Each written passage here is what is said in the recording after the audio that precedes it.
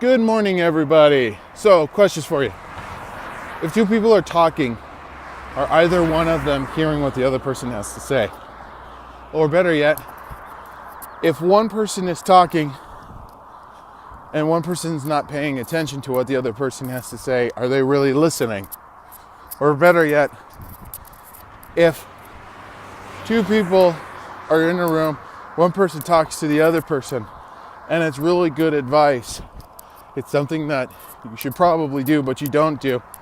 Are you actually going to heed their advice or heed their counsel? So, a lot of times we have this issue. We have a tendency to interrupt somebody else because we think what we're thinking is 10 times better. Or we just want to get into the conversation because that person's been talking on and on.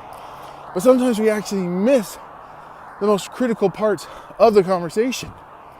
And sometimes, as somebody interrupts that person, well, the other person says to themselves, well, I guess my thoughts or my ideas are just not important. Which then leads on to the listening part. Now, people say, oh, I'm a good multitasker. I can multitask. I can do 5 things at once. Well, you can do 5 things at once.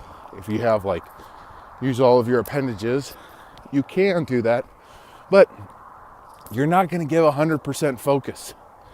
Now, take for example myself. When my wife is talking to me, I literally have to put down the devices that I'm using, the phone or the iPad, the books, and I have to look at her, or I have to at least stop what I'm doing so I can listen to what she has to say. Because if I don't, then really, I'm giving her maybe 50 to 25%. And most likely, I'm gonna not remember anything she just said. It's true. Try it.